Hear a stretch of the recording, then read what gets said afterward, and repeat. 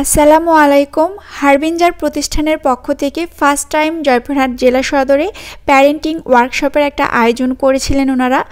বিভিন্ন প্রতিষ্ঠান থেকে অনেক গার্ডিয়ানরা এখানে উপস্থিত ছিলেন। সকলের উপস্থিতিতে ওয়ার্কশপটা সুন্দরভাবে সম্পন্ন হলো। আপনারাও সম্পূর্ণ ভিডিওটা দেখবেন, অনেক কিছুই জানতে পারবেন প্যারেন্টিং সম্পর্কে। আশা করছি সকলের অনেক ভালো লাগবে। বাচ্চাকে পড়াচ্ছে, তারা আমাকে রিপোর্ট দেয়, স্যার বাচ্চাকে পড়াইতে গেছি, পড়া দেয়নি। বাচ্চাকে আমি কি বলবো, বাচ্চার মায়ের এসে মার শুরু করে দেয়। আমি লজ্জায় তাকাইতে পারি না বাচ্চার দিকে। Is it right? আপনি কি এক্সপেক্ট করেন ওই ছোট বাচ্চাটার কাছ থেকে? এটা একটা অত্যাচার। এগুলো দেখেছি। তারপরে ইংলিশ স্পোকেন দিয়েছি, যে বাচ্চাটা 5 মিনিট বা 2 মিনিট শুদ্ধভাবে বাংলায় কোনো কিছু ডেসক্রাইব করতে পারবে না। অভিভাবকরা এক্সপেক্ট করে হারবিঞ্জারে ভর্তি করাইছি, 3 মাসের মধ্যে আমার বাচ্চা আমেরিকান একটা শিশুর মতো অনবরত ইংলিশ বলবে। কারণ হচ্ছে হারবিঞ্জারে পানি পড়া দেয়, তাবিজ দেয় ইংলিশ স্পোকেনের। এই এক্সপেকটেশন। আমরাও তো মাস্টার্স কমপ্লিট করেছি, আমরা কি অনবরত ইংলিশে কথা বলতে পারি? আমরা কি সব ভোকাবুলারি জানি না। আমার বাচ্চাটা কেউ কেউ হয় স্যার নিজের ছেলের মতো দেখবেন, 3 দিন আসে 5 দিন আসে না, তারপর বলে যে আমার বাচ্চাতে ইংলিশে কথা বলতে পারে না স্যার।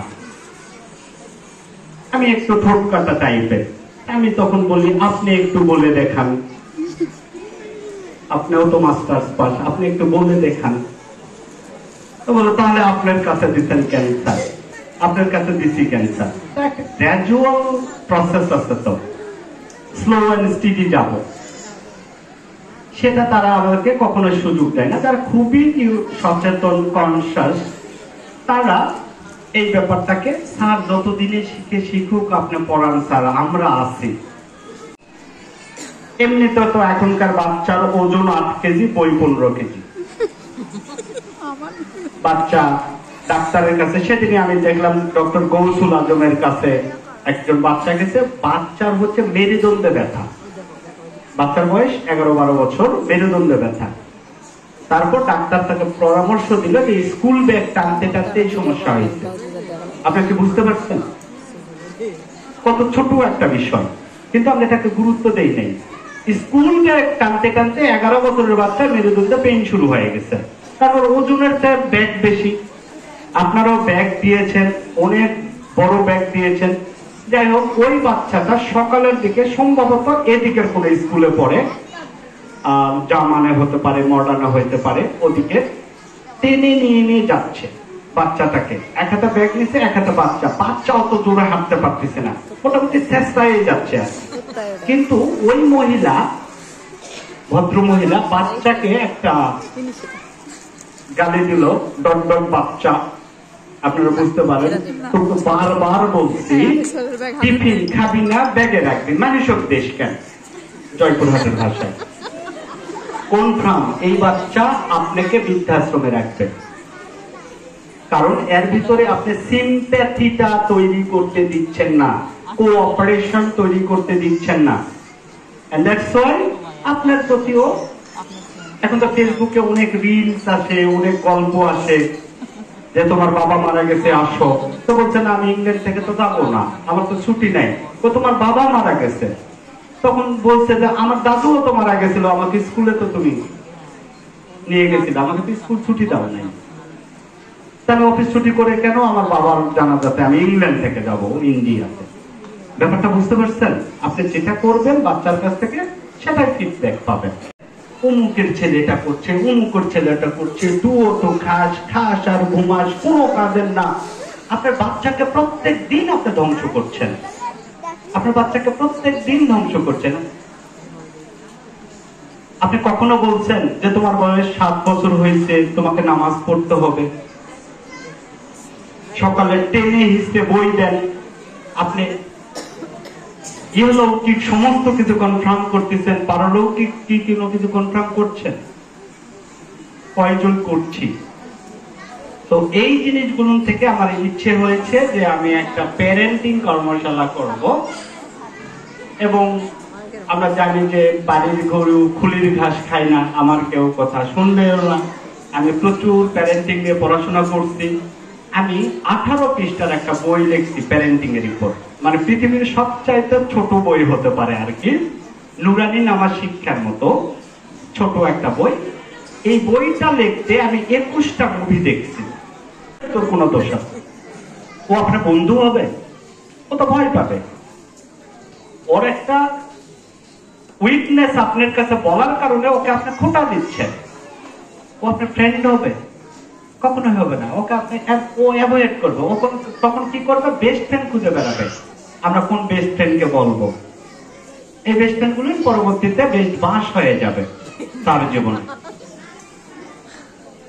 তো এই বিষয়গুলো জানানো আমরা চেষ্টা করব। আজকের ট্রেনাররা চেষ্টা করবেন ওনারা যে আপনি যৌথ প্রচেষ্টাই হলো প্যারেন্টিং, বাচ্চাকে লালন পালন করার। তো আমরা যদি শুধু বলি যে বাবা মাকে ডিসিশন নিতে, তো আমি অবশ্যই আমার বাবাকে স্কিপ করতে পারবো না, আমি আমার মাকে স্কিপ করতে পারবো না। তো সবার যৌথ প্রচেষ্টাটাই হলো একটা গুড প্যারেন্টিং।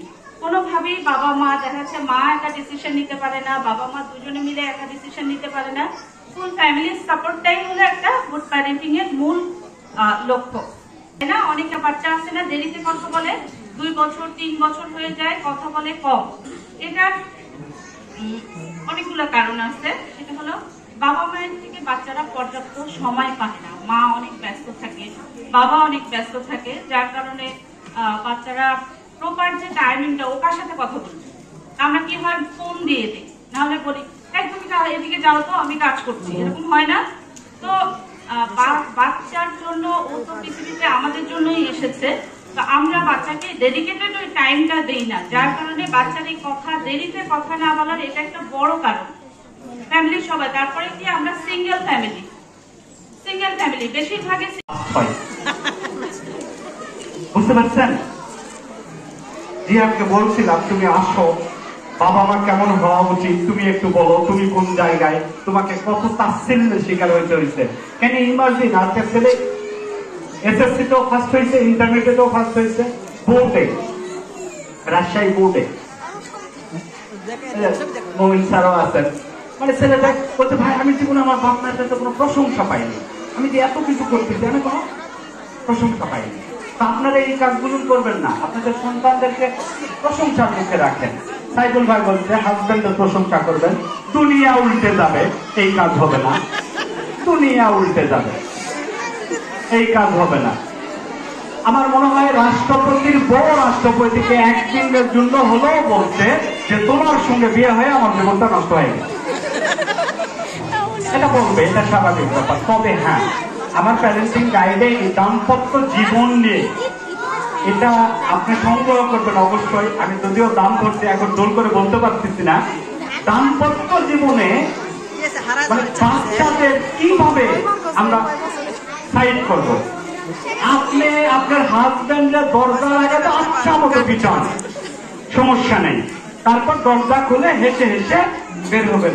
বাচ্চারা যেন মনে করে আমার বাপ মা খুব হ্যাপি।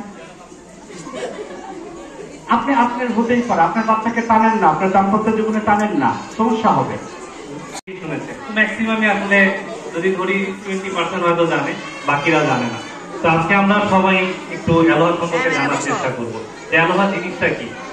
আপনারা কেউ কি মানাবেতে গিয়েছেন? বাংলাদেশের সবচেয়ে বড় ওয়াটার পার্ক মানাবে একজন গিয়েছে। এই for higher, A for arithmetic. অ্যারিথমেটিকের বাংলা কি জানেন? দেখি হাত তোলেন। অ্যারিথমেটিক মানে কি? জোরে বলো। এই যে একজন হাত তুলেছে, বলো কি অ্যারিথমেটিক মানে কি? মাইক্রোফোনটা অডিয়েন্সে থাকলে ভালো হতো আসলে একটা। অ্যারিথমেটিক মানে হচ্ছে পাটিগণিত। পাটিগণিতে আমরা আসলে কি কি শিখি? যোগ, বিয়োগ, গুণ, ভাগ, ফ্র্যাকশন, ডিভিশন আমরা হয়। মিস্টার লো মান সাং হচ্ছে আমাদের অ্যালোহার ফাউন্ডার। সো অ্যালোহা ওয়ার্ল্ড ওয়াইড পৃথিবীতে 99 মেথড। কিভাবে সায়েন্টিফিক সেটা আপনাদেরকে আমি আজকে বোঝাবো।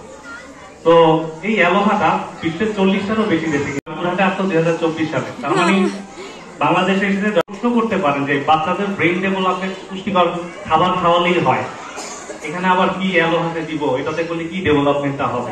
অনেকে প্রশ্ন করতে পারে আমার বাচ্চার বয়স 13 বছর 2 মাস, ও কি ভর্তি হতে পারবে না? ও ভর্তি হতে পারবে। 13 বছর 4 মাসে সে ভর্তি হতে পারবে। আমাদের 2টা কোর্স আছে, একটা জুনিয়র কোর্স, একটা সিনিয়র কোর্স। জুনিয়র কোর্সের বয়স সীমা হচ্ছে আপনার কাছে মনে হবে এগুলো আবার কি জিনিস। আমি যদি বলি এই বড় হলে বাবা আমাকে বৃদ্ধাশ্রমে পাঠিয়ে দিচ্ছে, তাই না? কেন করছে? তার ইমোশনাল ইন্টেলিজেন্স, সিম্প্যাথি, এমপ্যাথি এগুলো কিন্তু ওয়ার্ক করছে না। ইমোশনাল ইন্টেলিজেন্স সম্পর্কে আপনাদের একটু ছোট্ট করে আমি বলি। ইমোশনাল ইন্টেলিজেন্সের বেশ কয়েকটা ধাপ আছে। Self awareness, social skill, motivation, self regulation, empathy.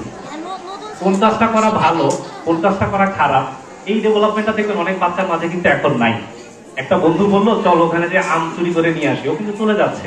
ওর মাঝে এইটা কাজ করতেছে, এটা খারাপ। কেন খারাপ কাজ করছে না? কারণ তার ব্রেইনের দুইটা সাইড ডেভেলপ এখনো হয়নি। তো আমাদের এই অ্যালোহা মেথডে ব্রেইনের দুইটা পার্ট যখন ডেভেলপ হবে, specially right side of the brain, তখন কিন্তু তার ইমোশনাল ইন্টেলিজেন্সটাও ডেভেলপ হবে উইথ ইমাজিনেশন এবং ক্রিয়েটিভিটির মাধ্যমে। তখন তো বাবা দেখি তো ধরেছো, এইটা হচ্ছে 0। সবাই বলো কত? 0, 1, 2, 3, 4, 5 কোনটা হবে বলো? অ্যালোহাতে 5টা হচ্ছে মজার, ম্যাজিক 5। সবাই বলো তো আমার সাথে, ম্যাজিক 5। করেছো সবাই? ম্যাজিক 5 দেখতেছি না, তেমন এমন করে একটু দেখি। So this is magic 5, 6, 7, 8, 9। এখন বলবো স্যার আপনি বললেন 99 পর্যন্ত কাউন্ট করতে পারে, আমি তো এই হাতে 9 পর্যন্ত কাউন্ট করলাম, বাকিগুলা কই যাবে? এটাকে আমরা বলি ইউনিট হ্যান্ড। এবার আসো আমরা লেফট হ্যান্ডটা উঁচু করি সবাই। লেফট হ্যান্ড আছে সবার? এই কারোটা পকেটে নাকি ওই যে পেটে ক্ষুধা লাগছে, এক হাত দিয়ে পেট চেপে ধরে আসো, ধরে দেখুন, একটু উঁচু করো, একটু জিনিস শিখি আমরা। এইবার যদি আমি এটা তুলি, এটা হবে 10, তুলো 20, বলো আমার সাথে সাথে বলো 20। এই যে একজনের বৃদ্ধাঙ্গুলি বের হয়ে গেছে, হবে না, এটা চেপে ধরো। 10, 20, বৃদ্ধাঙ্গুলি নাই, এই যে দেখো 10, 20, 30, 40। ম্যাজিক 5টা হচ্ছে এতে কত? 50, 60, 70, 80, 90। কত হলো? 90। এবার বলো এই হাতে 90, এই হাতে 9, তাহলে টোটাল কত হলো বলো? 99। অ্যালোহার আজকে কি তুমি সব কাউন্টিং একদিনে শেখা যাবে? জন্য শিখতে হলে অ্যালং কোর্সে ভর্তি হতে হবে। ক্লাস 1-এ পড়ে এটা হ্যালো। তো আমরা ওর একটু পারফরমেন্সটা দেখে ফেলি। হ্যাঁ, আপু কিছু প্রশ্ন করবে, দেখি ওই কিভাবে অ্যান্সার করে। 34, 9, minus 42, 4. That is 5. আপনারা একটু ক্যালকুলেটরে করে রাখেন সবাই মোবাইলে, হয় কিনা।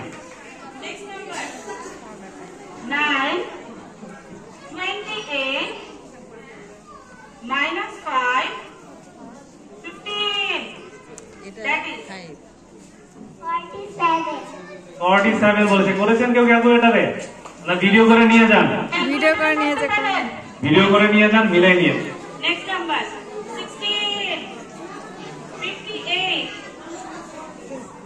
minus 4, 5. That is 75. 75।